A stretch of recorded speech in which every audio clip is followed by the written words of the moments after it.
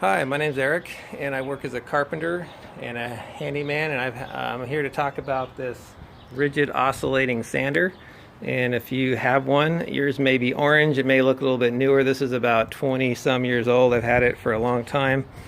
It wasn't working for years. It just would run the belt, and it would still work as a belt sander, but it wouldn't oscillate.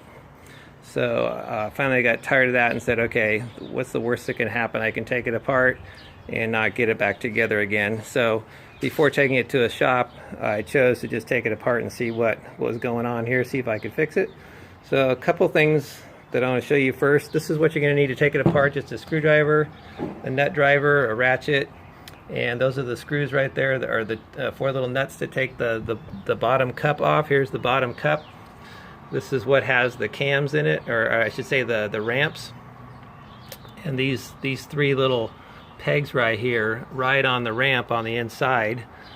And then the geared part of this plate right here goes against the gears that are inside the cup. And that's what causes this thing to oscillate up and down. So remember, if you take this thing apart, not to run the motor without the cup on, because it's going to sling grease all over the place. So make sure that you have the cup on if you run it. All it was for me was just a matter of twisting these into place and allowing this plate, this top plate right here, to latch into this bottom actuator right here. And there's some pegs that are inside here that you don't see that go into these holes. And if they're not aligned, then your oscillation won't happen. And that's what was going on with this one right here.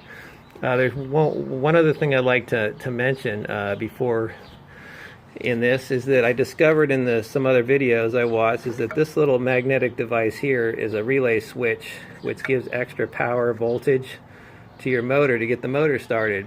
So if you are doing any testing on this and this thing falls out, which it will, make sure that it's in this position right here, which is the upright position, because if it isn't, the magnets will stay in place. It'll give too much voltage to the motor, it'll burn it up.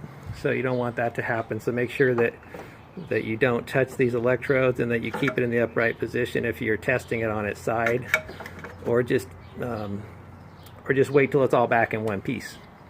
Anyway, so that was pretty interesting. I discovered that. If you're having problems with the motor starting, one guy just put extra windings on his device. Once he put extra windings on it, it gave it the amount of magnetism that was necessary to start the motor. He had no problems with it.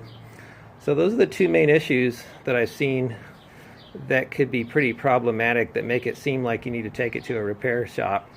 And so I just want all of you to know that you don't necessarily have to take it to a repair shop. Sometimes you can just take it apart and see what's going on. And in this particular case, it was an easy fix. I just popped the parts back together, and now it works just fine. So I hope all of you got some value out of that, and have fun sanding.